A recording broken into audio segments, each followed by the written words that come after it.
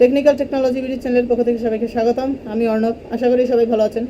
আজকে আমার ভিডিওর বিষয়বস্তু হচ্ছে কোনো একটা ছবির হোয়াইট ব্যাকগ্রাউন্ড রিমুভ করা, সেই ছবিগুলোর হোয়াইট ব্যাকগ্রাউন্ড রিমুভ করা, যে ছবিগুলোর পেছনের যে ব্যাকগ্রাউন্ডটা সেটা সম্পূর্ণ সাদা থাকে, এমনকি কোনো ধরনের শেডিংও থাকে না, যেমনটা আমার পিছনে আছে, কারণ এটা একটা দেয়াল। তো সেটাকে আমরা কীভাবে অ্যাডোবি ফটোশপ সিএস সফটওয়্যারের মাধ্যমে রিমুভ করতে পারবো এবং আমরা ছবিটাকে একটা জেনুইন ট্রান্সপারেন্ট ছবিতে পরিণত করতে পারবো, সেটাই আজকের এই ভিডিওতে দেখাবো। যদি ভিডিওটা আপনাদের ভালো লাগে অবশ্যই লাইক বাটনটাতে ক্লিক করে সাবস্ক্রাইব বাটনে ক্লিক করে দেবেন এবং বেল বাটনটিতে প্রেস করে দেবেন, যাতে আমাদের প্রত্যেকটা আপডেট সবার আগে আপনাদের কাছে পৌঁছে যায়। আর যদি অলরেডি সাবস্ক্রাইব করে থাকেন তাহলে আপনাকে অসংখ্য ধন্যবাদ। এবং হ্যাঁ, অবশ্যই ভিডিওটা সম্পূর্ণ দেখবেন, আপনার উপকারে আসবে আশা করি। তো যাই হোক, চলুন ভিডিওটা শুরু করা যাক।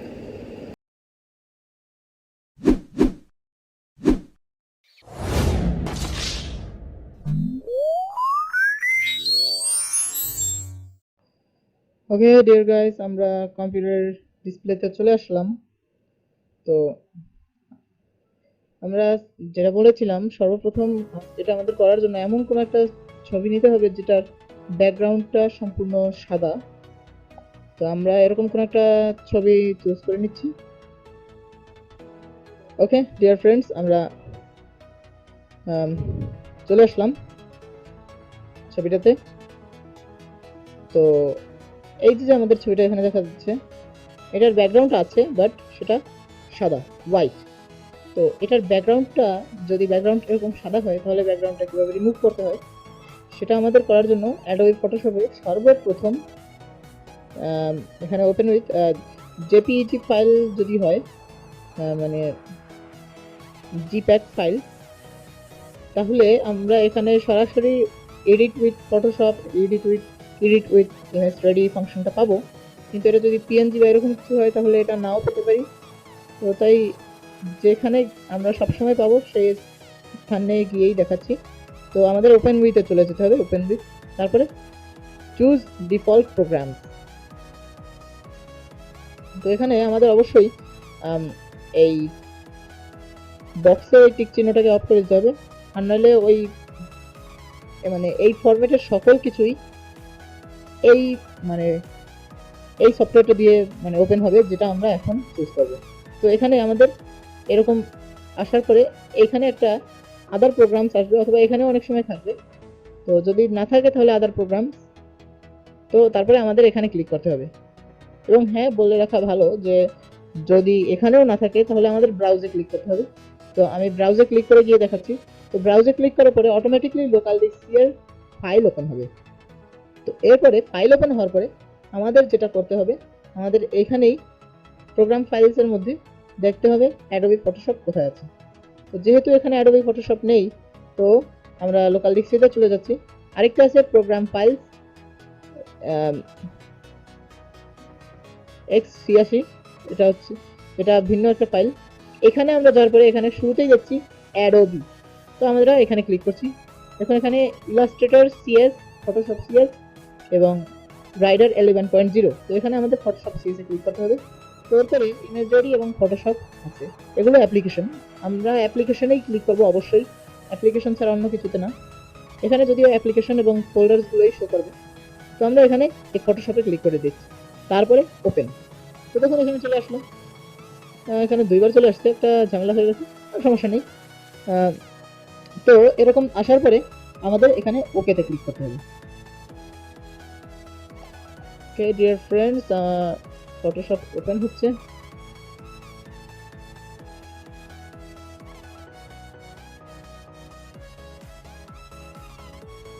ওকে, আমাদের ফটোশপটা ওপেন হয়ে গেল। তো দেখুন এটার ব্যাকগ্রাউন্ড কিন্তু একেবারে সাদা, স্বচ্ছ না, বাট ট্রান্সপারেন্ট না, বাট সাদা। তো আমাদের এটাকে ট্রান্সপারেন্ট করতে হলে যেটা করতে হবে, সর্বপ্রথমে এই ব্যাকগ্রাউন্ডে মাউসের রাইট বাটনে ক্লিক করতে হবে। তো আমি রাইট বাটনে ক্লিক করছি। এবার ডুপ্লিকেট লেয়ার, এখানে ক্লিক করলে এরকম একটা ডায়লগ বক্স শো করবে। তো এখানে আমাদেরকে ওকেতে ক্লিক করতে হবে। ওকেতে ক্লিক করার পরে দেখুন এখানে একটা ব্যাকগ্রাউন্ডের কপি তৈরি হচ্ছে, এবং তারপরে আমরা এই ব্যাকগ্রাউন্ডটাকে ডিলিট করব। ডিলিট।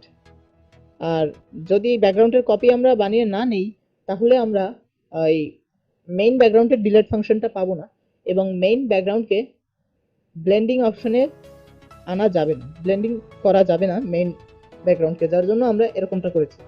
তো আমরা এখানে ব্লেন্ডিং অপশনে চলে যাব। ব্লেন্ডিং অপশনে যাওয়ার পরে প্রথমেই আসবে ব্লেন্ডিং অপশন ডিফল্ট। তো এখানে আমাদের যেটা দেখতে হবে, এই যে নিচে ব্লেন্ড ইফ গ্রে দেওয়া আছে, মানে কালো থেকে সাদা একটা গ্রেডিয়েন্ট আছে। আমাদের এই গ্রেডিয়েন্টের মধ্যে ঠিক করতে হবে যে কোন কালারগুলোর মানে উপরের এবং ওই সমান কালার তারা মানে কম্পিউটার ডিটেক্ট করবে এবং রিমুভ করবে। তো এখানে আমরা যদি, যেহেতু ব্যাকগ্রাউন্ড সাদা, তাই এখানে যদি আমরা একটু কমিয়ে দিই, তাহলে ব্যাকগ্রাউন্ডটা অনেকটা চলে যাচ্ছে, কিন্তু আশপাশ দিয়ে এখানের সাদার থেকেও একটু ভিন্ন রকমের সাদা আছে, যার জন্য এই জায়গাগুলোর রংটা যায়নি। তো আমাদেরকে এটা একটু বেশি করে বাড়িয়ে দিতে হবে, তাহলে মোটামুটি রিমুভ হয়ে যেতে হবে। এটা আমাদেরকে নিজেদের বুঝে নিতে হবে যে এটা কতটুকু হলে ভালো হয়। তো আমি দেখছি যে এইটুকুই বেটার, যাতে হালকা শ্যাডো থাকে। তো আমরা এরপরে ওকেতে ক্লিক করব। এটা কম্পিউটার কিন্তু ফুললি অটোমেটিকলি করছে। এরপরে আমাদের এটাকে সেভ দিতে হবে edit in image ready, file edit in image ready, open হচ্ছে ইমেজ রেডি দিয়ে। তারপরে ইমেজ রেডিতে আসার পরে এটাকে ম্যাক্সিমাইজ করে নিচ্ছি, সুবিধা হয়। আমাদের ফাইলে ক্লিক করতে হবে, তারপরে export animation frame as file, এবং তারপরে হ্যাঁ, এখানে অবশ্যই আমাদেরকে পিএনজি 8 অথবা পিএনজি 24 এ রাখতে হবে। যদি জেপিইজি রাখি, তাহলে ব্যাকগ্রাউন্ড কোনোভাবেই ট্রান্সপারেন্ট করা সম্ভব হবে না, কারণ জেপিইজিতে সেই ফাংশনটা নেই। অর্থাৎ জেপিইজিতে ট্রান্সপারেন্ট হওয়ার, মানে জেপিইজি ব্যাকগ্রাউন্ড ট্রান্সপারেন্ট হওয়ার ক্ষমতা নেই, কিছু একটা ব্যাকগ্রাউন্ডে থাকতেই হয় জেপিইজিতে, যার জন্য ব্যাকগ্রাউন্ড হিসেবে হোয়াইট ব্যাকগ্রাউন্ডকে চুজ করবে। তো আমরা কখনোই জেপিইজি দেবো না, আমরা দেব এখানে পিএনজি 24। এটা বেশি ভালো কোয়ালিটির পিএনজি 8 থেকে। এটা খুব, এমনকি খালি চোখেও বোঝা যায় এটার কোয়ালিটির পার্থক্য এতটা। তো আমরা এখানে দেওয়ার পরে এখানে ট্রান্সপারেন্সি একটা বার আছে, এই বারটাকে আমাদের টিক দিয়ে রাখতে হবে, কারণ এটাকে যদি আমরা টিক দিয়ে না রাখি, তাহলে এই ট্রান্সপারেন্ট জায়গাটা থাকবে না। মানে এটা থাকার জন্য ও ট্রান্সপারেন্ট সাইডটাকে ডিটেক্ট করবে। তো এরপরে আমরা নাম ঠিক করে ফাইলটাকে সেভ করে দিচ্ছি। তো দেখুন ফাইলটা সেভ হয়ে গেল। তো দুটো ফাইলের মধ্যে আপনারা পার্থক্য তখনই বুঝতে পারবেন যখন অন্য কোনো একটা ছবির উপর এটাকে আনা হবে। তো তার জন্য আমি সেটাকে দেখানোর জন্য আমি এখান থেকে একটা ছবির উপর ওই দুটো ছবিকে এনে দেখানোর চেষ্টা করছি। তো ডিয়ার ফ্রেন্ড, এখানে এই যে এখানে দুটো ছবি এসে পড়ছে। এখানে কিন্তু আগে একটা ছবি ছিল ইমেজ 3, এটা হচ্ছে জেপ্যাক ফাইল মানে জেপিইজি, আর এটা হচ্ছে পিএনজি ফাইল। আমরা জানি যে ট্রান্সপারেন্ট পিএনজিতেই সম্ভব, তার থেকে বোঝা যাচ্ছে যে পিএনজিটাই আমাদের মানে দরকার। তো আমি প্রথমে জেপিইজিটাকে ওপেন করে নিচ্ছি দেখানোর সুবিধার্থে। তো দেখুন জেপিইজিটাকে আমি যখন ধরে এখানে আনলাম, ব্যাকগ্রাউন্ড সাদা, ব্যাকগ্রাউন্ডটা কিন্তু সাদাই আছে। তো এরপরে আমি পিএনজি ফাইলটাকেও এখানে এনে দেখাচ্ছি।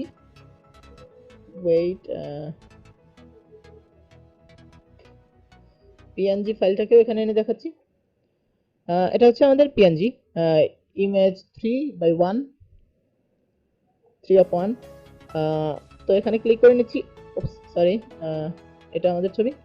তো দেখুন এখন এই ছবিটাকে আমরা এখানে নিয়ে আসছি। আপনারা বুঝতে পারছেন যে এটার ব্যাকগ্রাউন্ড কিন্তু নেই, অর্থাৎ এই ছবিটার কোনো ব্যাকগ্রাউন্ড নেই, বাট এই ছবিটার একটা হোয়াইট ব্যাকগ্রাউন্ড আছে। এর থেকে বোঝা যাচ্ছে যে আমাদের ট্রান্সপারেন্ট করাটা সাকসেসফুল হয়েছে। আর এই সিস্টেমেই খুব ইজিলি আপনারা হোয়াইট ব্যাকগ্রাউন্ডকে খুব সহজেই রিমুভ করতে পারবেন। এমনকি এখানে ভিন্ন ভিন্ন কালার হলেও সেটা যদি মানে রেড, গ্রিন অথবা ব্লু এরকম এই তিনটা একজ কালারের মধ্যে, অথবা হোয়াইট, এই চারটা একজ কালারের মধ্যে কোনো একটা হয়, তাহলে আপনি সেটাকে খুব ইজিলি ব্যাকগ্রাউন্ড রিমুভ করতে পারবেন ব্লেন্ডিং অপশনের মাধ্যমে। ব্লেন্ডিং অপশনে গিয়ে এখানে এখানে আমাদের গ্রের জায়গায় রেড, গ্রিন, ব্লু ইত্যাদি আছে, আমাদেরকে এটা সিলেক্ট করতে হবে এবং তারপরে এটাকে কমাতে হবে, তাহলেই রেড, গ্রিন, ব্লু অথবা যে কোনো একটা রিমুভ হবে। তো যাই হোক, আজকের ভিডিওটা আশা করি আপনাদের ভালো লাগলো। ভিডিওটা যদি ভালো লাগে অবশ্যই লাইক বাটনটাতে ক্লিক করে সাবস্ক্রাইব করে দেবেন এবং অবশ্যই বেল বাটনটাতে ক্লিক করে দেবেন, যাতে আমাদের প্রত্যেকটা আপডেট সবার আগে আপনাদের কাছে পৌঁছে যায়। এবং হ্যাঁ, যদি অলরেডি সাবস্ক্রাইব করে থাকেন এবং বেল আইকনে প্রেস করে থাকেন তাহলে আপনাকে অসংখ্য অসংখ্য ধন্যবাদ। যাই হোক, আজকের মতো আমি আসি। সবাই সুস্থ থাকবেন, ভালো থাকবেন। Good bye everyone.